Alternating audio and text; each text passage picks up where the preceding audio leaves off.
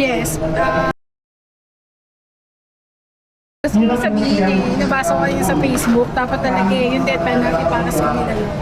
Sa mga manual ng mga politiko natin. Hindi kailanman sumagi sa aking isipan. Ano po dapat? Ano po yung dapat ipagdasal para sa mga sapagkat bansang Pilipinas? sa aking paglaki, Si Lord na yung tama ko na ibinigay niya sa akin lahat-lahat. Hindi tayo.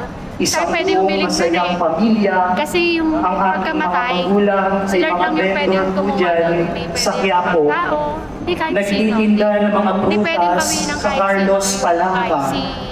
Sila ay mga Oo naman, syempre naman. Syempre, pera natin yun eh. Makakorap yan eh.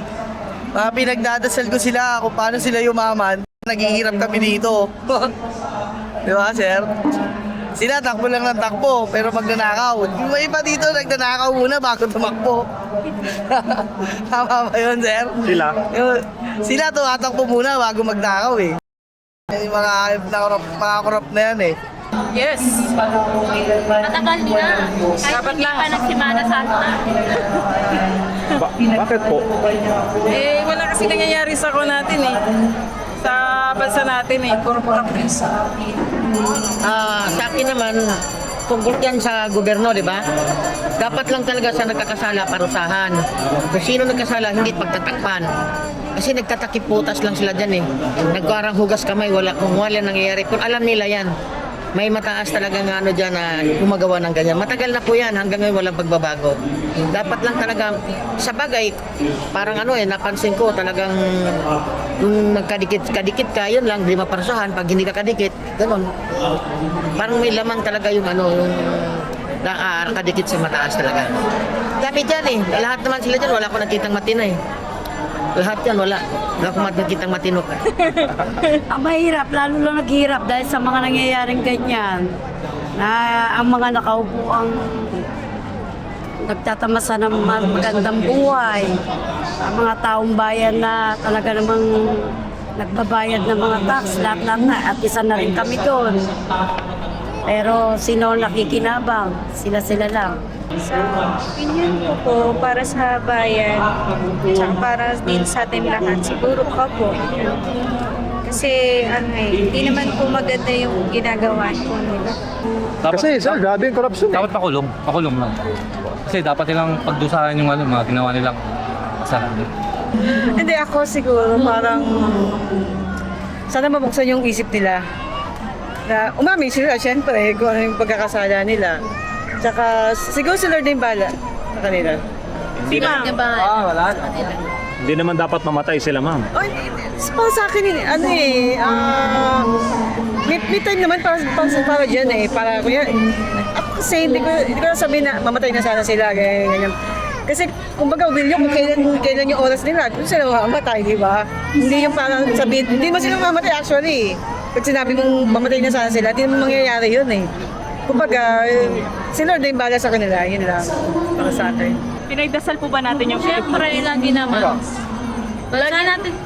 Lagi naman kami nagdadasal, pero hindi naman yung para maging parang mamatay sila or what. Parang, kumbaga, yung karma kasi. Pero ewan ko kung yung may mga naniniwala sa karma, gano'n. Kumbaga, dadating naman yan yung point. Kumbaga nga sa buhay, wala namang talagang buhay na mahaba eh. Kumbaga may hangganan siya. Kaya tignan nyo, Corrupt niya, ganun din. oo, yung mga kurap dyan guys. Alam nyo na ha, magbago na kayo. Thank you, ma'am. Salamat. Dapat naman sir, umabot na pagdasal natin ang kamatayan nila o pagbabago na lang siguro? Pagbabago na lang siguro. Balik nila yung pera. Sana po pagbayaran po nila kung ano po dapat yung mga bayaran nila. At mabawi po yung mga dapat nandun po sa mga patas po lumalaban dito sa atin. Yes po talaga. Bakit, ma'am? Kasi yung pera ng bayan, inaano kasi nila sa sariling lang. Pero dapat po talaga magkaroon tayo ng hustisya. Kasi nga, yung pera ng tao sa kanila napupunta sa pansarili lang. So, kawawa naman yung ng mga tangos ng mga Ang mga politikong corrupt. Siguro kasi, syempre, kung sa religion, Kasi ang Panginoon na ang mag-ano. Sa batas kasi natin yung kulong eh. Batas ng tao yung kulong eh. Wala namang sinabi na gano'n eh. Kasi baka sabi nga nila nagpapatawad ang Panginoon. So tao din naman sila. Kung sila ay nagkasala, lahat naman tayo ay nagkakasala. Sila ay nangurap, sila ay gumawa ng kasamaan. So hindi natin pwedeng sabihin na ikulong sila or i-ano sila kasi nga may pagpapatawad ang Panginoon. Actually, lahat naman po pinagdadasal talaga siya na makulong sila, managot, tsaka sana mawala na rin sila sa mundo. Kaya actually dapat natigil na rin kasi habang sila nagpapakasara, maraming Pilipinong naghihirap.